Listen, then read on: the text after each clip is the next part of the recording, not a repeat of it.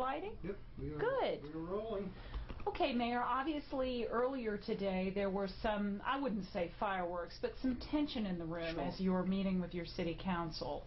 Tell me a little bit about your frustration in dealing with your council right now. Great question. I think that is the question. And I think folks at home have ideas about what's happening, and there's a lot of miscommunications, but I want to stress that I think Mr. Silver hits it on the head every time. It is about communication. The problem I'm having, Michelle, plain and simple, is I don't get any back. I know that Mr. Marshall feels like, well, if you have to write us letters, I'd rather just talk to you. But the problem is if you don't get the phone calls and you don't have folks coming to meet with you to talk, or they say, look, I have another job, this is your job, so does every legislator, congressman, you know, those things, that's part of this process.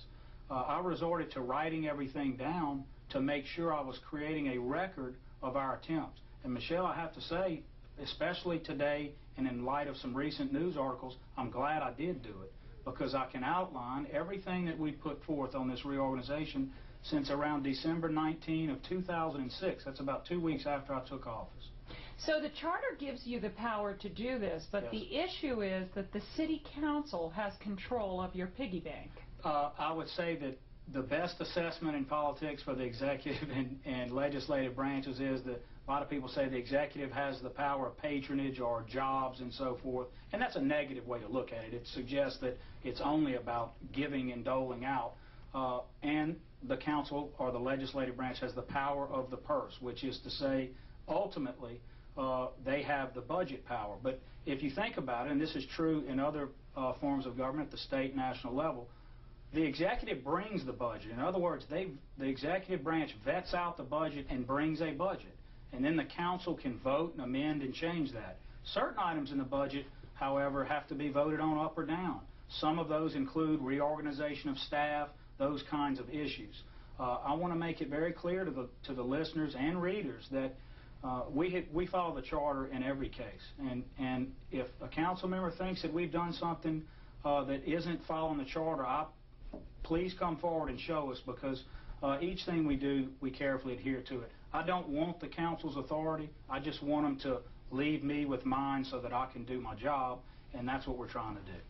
So, Councilman President Marshall, who is the only other person I interviewed for this, because he is the president of this body, and you are the administrator for the city, he says that he would prefer this money that's used for these two particular positions for some sort of assistance for the community, the city ratepayers, excuse me, that pay for utility rates. Has he ever brought that to you, or have you ever had that discussion? No, and I think, Michelle, that's a perfect example of when I talk about grandstanding, that's a political statement. Everyone knows that every citizen out there is suffering with high utility bills.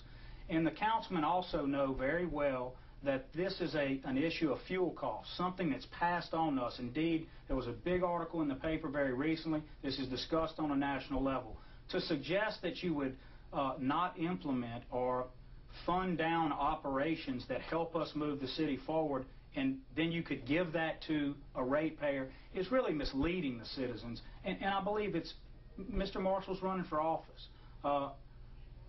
I don't make statements like that running or not. You should make statements that reflect proper public policy. The things that we do with operations have been vetted, gone through, and are best practices. And I challenge the readers, the bloggers, and everyone to really engage in an honest dialogue and look at these positions. They all came out of a transition report, Michelle. I would make that available, as I have in the past, to anyone, and we reflect really line for line with that report detailed for us.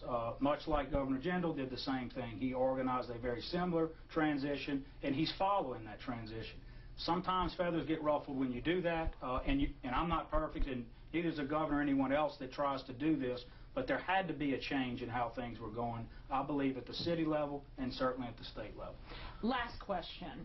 Mr. Marshall told me in the interview that I did with him that you write books and that he doesn't get paid $100,000 to do that.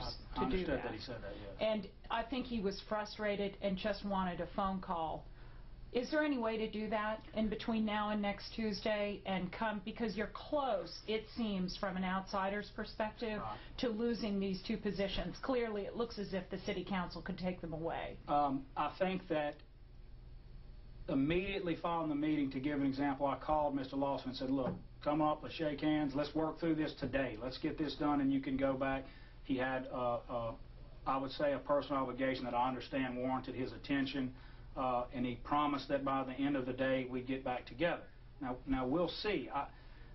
Yes, Michelle, we try to do it that way. A phone call is fine, but I want the listeners, readers, watchers to know this. Most of the time, in fact, the vast majority of the time, my administration, including me, learns of these things at the council meeting. In other words, moments before a meeting, things come up, whether they're resolutions, introductions of things, they come up right then. It's very hard to do business that way. It's okay to disagree. It's okay for us to shake hands and say we're not on the same page on everything.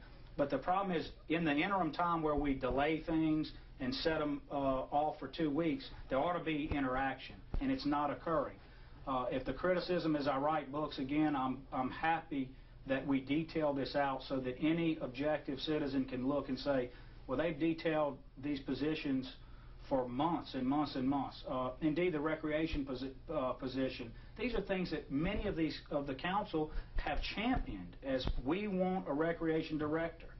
We want X, Y, and Z, and when we put it together, all of a sudden, for the first time in months, it became an issue. And Michelle, I'd remind you, 2 budget processes have confirmed these positions. 2 budget processes. I didn't fill all the slots, but if there's a funded slot in the budget, I can hire anybody and put them in that slot temporarily, whether they're confirmed or not. And indeed, it's appropriate to do that. It's how government moves forward.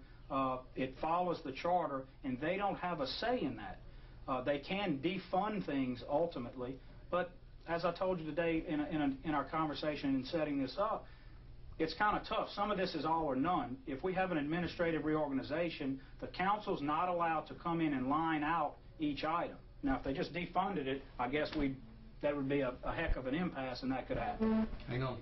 I got a phone. No, that's okay. We're done. Did you? Okay. That was me. Somebody's what? His phone was buzzing. Oh, that's okay. You can get some B-roll shots of just the